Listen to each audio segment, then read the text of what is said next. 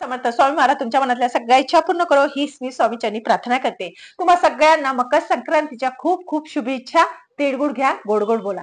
आज मी तुम्हाला माझ्या ह्या व्हिडिओमध्ये सांगणार आहे मकर संक्रांती बद्दल आणि क्रिक्रांती बद्दल। बघा, मकर संक्रांतीचं अगोदर सांगते। मकर संक्रांती हा सण जो असतो तो सौभाग्यवती स्त्रियांसाठी अत्यंत महत्वाचा मानला गेलेला आहे। आपलं सौभाग्य अखंड राहावं, त्यांना दीर्घ प्राप्ती व्हावी याच्यासाठी सौभाग्यवती जे स्त्रिया असतात त्या सुगडांची पूजन करतात, मंदिरामध्ये जातात, सुगडण घरी पूजन करतात, तुळशीमध्ये पूजन करतात। याला अत्यंत साधारण असं महत्व आहे। बघा, सगळीकडे ही प्रथा चालू आहे आणि आज मी तुम्हाला सांगणार आहे मकर संक्रांतीच्या दिवशी आपल्याला गुप्तदान सुद्धा करायचं आहे। या गुप्तदानाला अत्यंत साधारण महत्व आहे।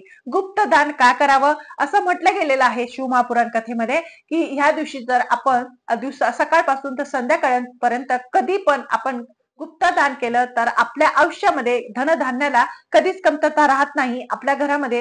आपल्या घरामध्ये सुख शांती नांदते, आपल्या मनातल्या सगळ्या इच्छा आकांक्षा पूर्ण होतात असं सुद्धा म्हटलं गेलेलं आहे। या मकर संक्रांतीच्या दिवशी आपल्याला काय करायचं आहे, महादेवाचं मंदिर जर तुमच्या जवळ असेल तर तिथं जायचं। आपल्या घरून आपल्याला तिळीचा लाडू तयार करून न्यायचा आहे। तीळ घ्यायची आणि गुड घ्यायचा, एकत्र बारीक करायचा, त्याच्यामध्ये 1 रुपया टाकायचा। बघा, कुठं कुठं म्हणजे भरपूर ठिकाणी असं दान केलं जातं। कोणी सोनं दान करतं, कोणी लाखो रुपये दान करतं मंदिरांमध्ये जाऊन, पण आपली तेवढी ऐपत नाही। आपण आपल्याप्रमाणे आपल्याला दान करायचं असतं।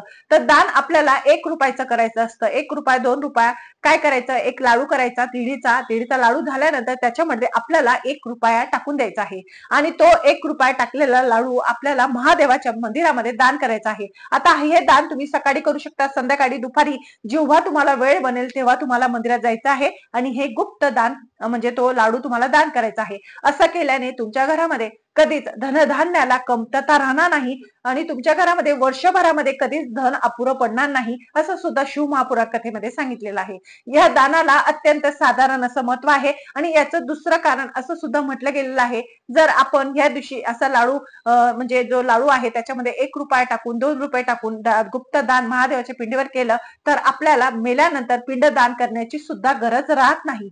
आपण म्हणजे भगवान विष्णू आपल्याला तारतात आणि महादेवाचा आशीर्वाद आपल्या सोबत राहतो असं सुद्धा म्हणण्यात आलेलं आहे। या दिवशी ती जी पांढरी तीळ आहे या दानेला सुद्धा अत्यंत साधारण असं महत्व सांगितलेलं आहे। जर तुम्हाला शक्य असेल तर खरंच तुम्ही थोडीशी का असेना कुणाला तरी पांढरी तीळ दान द्यायची आहे। भले गरीबाला द्या, मंदिरामध्ये जा, ब्राह्मणाला द्या, तरी सुद्धा खूप महत्व सांगितलेलं आहे। या दिवशी असं म्हटलं गेलेलं आहे, ज्या सौभाग्यवती स्त्री आहे त्यांचे ते सुगडण असतं ते त्यांची जे आपण पूजन करतो आणि दुसऱ्या दिवशी परंपरेनुसार बघा काही काही ठिकाणी सुगडांची जी पूजन केली जाते आणि नंतर संध्याकाळी ती सुगडण उचलली जाते। पण काही काही ठिकाणी असं केलं जातं की ती सुगडण दुसऱ्या दिवशी उचलतात, पण दुसऱ्या दिवशी क्रिक्रांत आहे आणि क्रिक्रांत जो दिवस आहे तो अत्यंत शुभ मानले गेलेला आहे। त्यामुळे ज्या स्त्रियांनी सुगडची पूजन आपल्या घरामध्ये केलेली असेल तर त्यांनी त्या दिवशी न उचलता म्हणजे क्रिक्रांतीच्या दुसऱ्या दिवशी न उचलता आपल्याला 16 तारखेला ती उत्तर पूजा करायची आहे, सुगडण उचलायचं आहे आपल्या देवळाजवळून आणि त्यांची पूजन करायचं आहे असं सुद्धा शुभ सांगितलेलं आहे। बघा, क्रिक्रांतीच्या दिवशी आपल्याला काय काय गोष्टी करायच्या नाही। तर क्रिक्रांती हा जो दिवस असतो हा अशुभ असतो। या दिवशी काही शुभ कार्य सुद्धा करत नाही, मोठ्याने बोलत नाही, घरामध्ये किटकिट भांडण करत नाही, घरामध्ये वादविवाद करत नाही। का करत नाही, कारण की जर आपण असं केलं तर आपल्या घरामध्ये वर्षभर किरकिर असते, किटकिट असते, भांडण होत चालतात आणि हा जो करचा दिवस असतो हा खूप अशुभ मानला गेलेला आहे। या करच्या दिवशी काही शुभ कार्य सुद्धा करत नाही।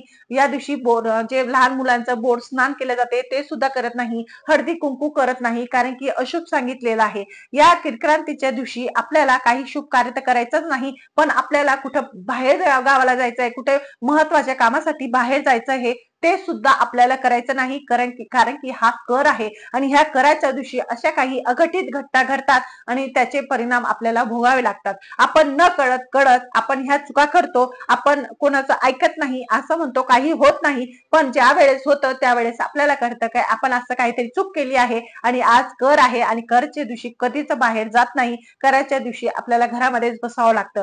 पण जे सर्व्हिस करणारे लोक आहेत त्यांना सुद्धा सांगायचं की आपल्याला ह्या दिवशी देवाचा नमस्कार करायचा आहे, बाहेर जाताना उजवा पाय टाकून आपल्याला नारायण नारायण शब्द बोलायचा आहे, तरी सुद्धा तुमच्यावर आलेलं जे संकट आहे त्याचं निवारण होतं, असं सुद्धा म्हटलं गेलेलं आहे. तर ह्या ज्या छोट्या छोट्या गोष्टी आहे याचं आपल्याला नक्कीच पालन करायचं आहे. क्रिक्रांत सण हा अजिबात चांगला नाही. क्रिक्रांतीच्या दिवशी प्लॉट घेत नाही, घर घेत नाही, किंवा काही शुभ कार्य असतं, लग्नाचं काही जोडवणी असेल ती सुद्धा करत नाही, किंवा असं काहीतरी महत्वाचं कामाला तुम्ही जाणार असणार, खूप महत्वाचं आहे, एक दिवस टाळा आणि दुसऱ्या दिवशी तुम्ही जा, नक्कीच तुमचं काम होणार. पण क्रिक्रांतीच्या दिवशी या ज्या सगळ्या गोष्टी आहेत त्या आपल्याला करायच्या नाही. कारण की क्रिक्रांत जी असते म्हणजे कर जो असतो तो वर्षातून आपल्या 7 वेळेस येत असतो. आता कधी येतो तर बघा, आज संक्रांती आहे, संक्रांतीच्या दुसऱ्या दिवशी कर येतो, नंतर होळीच्या दुसऱ्या दिवशी कर येतो, नंतर सूर्यग्रहण आहे, चंद्रग्रहण आहे, त्यावेळेस कर येत असतो. तर असा हा 7 वेळेस आपला वर्षभरामध्ये येत असतो. तर ह्या जे क्रिक्रांत असते ह्या सणामध्ये आपल्याला, ह्या जो दिवस असतो ह्या दिवसामध्ये आपल्याला अशा काही शुभ गोष्टी आहेत त्या बिलकुल करायच्या नाही, वर्जित करायच्या आहे.